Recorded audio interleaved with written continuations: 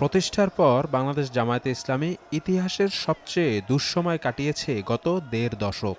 ২৪-এর অভ্যুত্থানের পর এখন পর্যন্ত রাজনীতির ময়দানে বেশ স্বস্তিতে থাকা দলটি ইতোমধ্যে আবির্ভূত হয়েছে দেশের অন্যতম রাজনৈতিক শক্তি হিসেবে। একদিকে জুলাই সনদের আইনি ভিত্তি, পিআর পদ্ধতিতে নির্বাচন সহ ৫ দফা দাবিতে রাজপথে সরব দলটি। অন্যদিকে আগামী জাতীয় নির্বাচনে সব আসনে প্রার্থী ঠিক করে ক্ষমতার লড়াইয়ের প্রস্তুতিও নিচ্ছে জোরে সোরে। এর মধ্যেই গুঞ্জন উঠেছে আগামী ডিসেম্বরে দলটির সর্বোচ্চ নেতার পদসহ গুরুত্বপূর্ণ পদে আসতে পারে পরিবর্তন।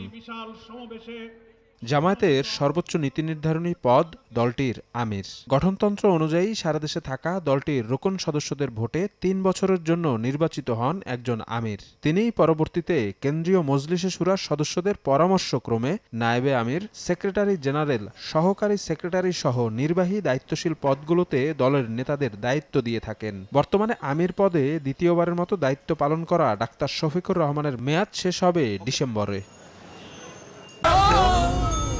ডেন্টিস্টের পরামর্শ নাও নতুন কোলগেট অ্যাক্টিভ সল্ট। দলটির গঠনতন্ত্র পর্যালোচনা করে দেখা যায়, আমির নির্বাচনের জন্য বিদায়ী কেন্দ্রীয় মজলিসে শুরার সদস্যরা ৩ জনের একটি প্যানেল নির্বাচন করেন। সাধারণত এই প্যানেল থেকে সারা দেশের রুকন সদস্যরা গোপন ভোটে একজনকে নির্বাচিত করেন দলটির আমির হিসেবে। তবে প্যানেলের বাইরেও যে কাউকে ভোট দিতে পারেন ভোটাররা। একটি বিশ্বস্ত সূত্র নিশ্চিত করেছে, ইতোমধ্যে আমির নির্বাচনের ২টি সম্ভাব্য প্যানেল নিয়ে আলোচনা চলছে দলটির মধ্যে, যেটির একটিতে আছেন বর্তমান আমির ডাক্তার শফিকুর রহমান, নায়েবে আমির মুজিবুর রহমান এবং সাবেক ভারপ্রাপ্ত সেক্রেটারি এটিএম আজহারুল ইসলামের নাম। অন্য প্যানেলটিতে এটিএম আজহারের পরিবর্তে আছেন বর্তমান আরেক নায়েবে আমির সৈয়দ আব্দুল্লাহ মোহাম্মদ তাহেরের নাম। কেন্দ্রীয় নেতারা বলছেন, জাতীয় নির্বাচনের চ্যালেঞ্জ থাকবে নতুন আমিরের কাঁধে। আমাদের ২৩, ২৪ এবং ২৫ এই যে এখন যে সেশনটা চলছে, ২৫শে ডিসেম্বর আগে আমরা নির্বাচনটা সারবো ইনশাআল্লাহ। আপাতত মোটামুটি ফাইনাল হয়ে গেছে আমাদের নির্বাচন কমিশন যেটা আছে ৫ সদস্য বিশিষ্ট, ওনারা অক্টোবরের মাঝামাঝি থেকে নভেম্বরের মাঝামাঝি পর্যন্ত ওনারা আশা করছেন যে আমির জামাত এবং কেন্দ্রীয় মজলিস শুরার এই দুটো গুরুত্বপূর্ণ নির্বাচন সারতে পারবে। চরম দুঃসময় যেটা বলা যায় তখন আমরা এটা করেছি।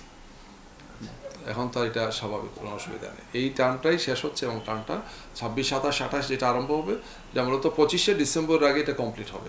বর্তমান আমির ডাক্তার শফিকুর রহমান ২০১৯ সালে প্রথমবারের মতো দায়িত্ব পান জামায়াতের। ২০২২ সালের নভেম্বরে নির্বাচিত হন দ্বিতীয়বারের মতো। গঠনতন্ত্র অনুযায়ী ৩ বছরের জন্য আমির নির্বাচনের বাধ্যবাধকতা থাকলেও একজন ব্যক্তি কতবার আমির হতে পারবেন সে ব্যাপারে নির্দিষ্ট করে কিছু বলা নেই। শফিক মুন্সি, সময় সংবাদ, ঢাকা।